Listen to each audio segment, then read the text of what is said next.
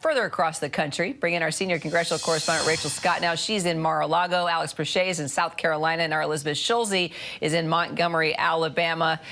All places with hot topics and hot talks about certain individuals showing strong promise for Trump across the board. Right now, Rachel, Haley says the fact that she's still getting a decent chunk of votes means that she, or he rather, is vulnerable. I mean, what do you think? Does she have any chance here?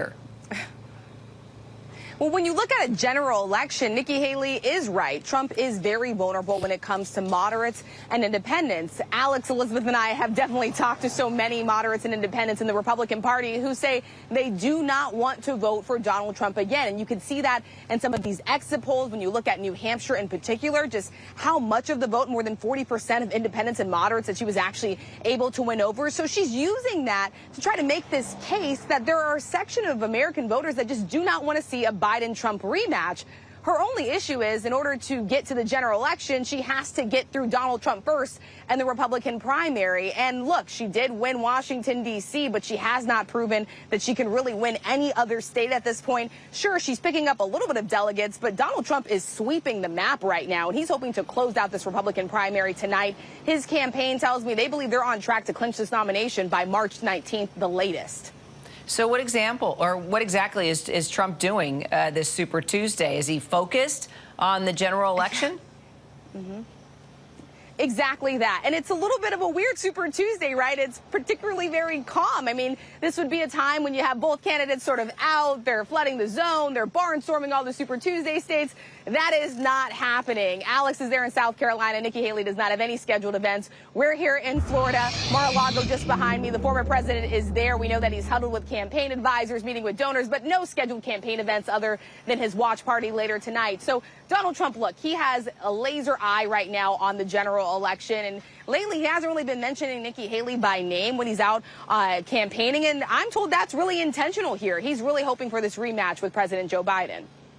All right. Well, Alex, you're in South Carolina. Let's talk about Nikki Haley here and how she's spending her day. And what if her plan, what is her plan if things do not go her way tonight?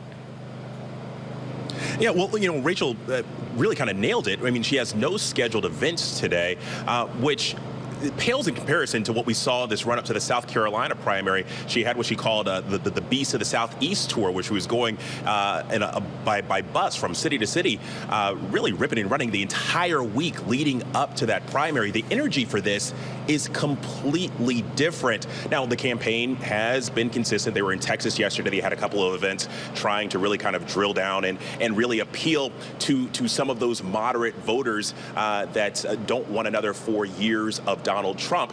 But the reality is, I mean, this is going to be a make or break moment for her. And she's trying to keep up this messaging of keeping the momentum that she had from that D.C. primary win, which was historic. But the fact of the matter is, as the campaign has admitted, they have a tough road to climb here.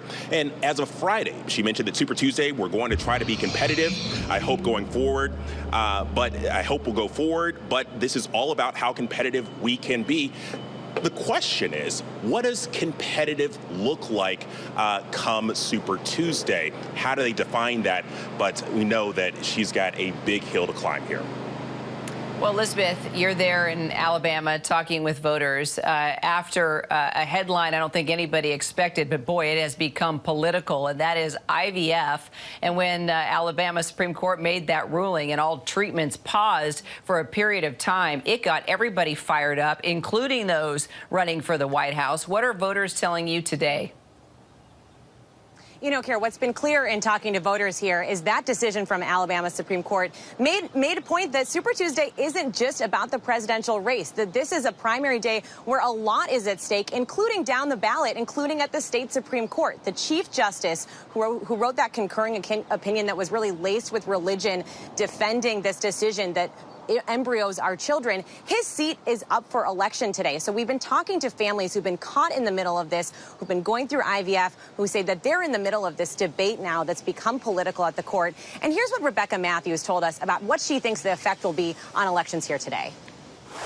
I hope that people realize that there is more to your vote than just what you think directly affects you. What we're learning from this is that it affects your neighbors. It affects people that you don't even know. And I think we might be seeing some changes of voting and how people have typically voted in the past. So the fact is, we have seen more states put restrictions on reproductive rights since the Supreme Court overturned Roe. This is an issue that has come up in every election since then. It's coming up here today on Super Tuesday, and it's going to, of course, be a major issue in November, too, Kyra. All right. Rachel, Alex, Elizabeth, thank you all so much. Hi, everyone. George Stephanopoulos here. Thanks for checking out the ABC News YouTube channel. If you'd like to get more videos, show highlights, and watch live event coverage, click on the right over here to subscribe to our channel. And don't forget to download the ABC News app for breaking news alerts. Thanks for watching.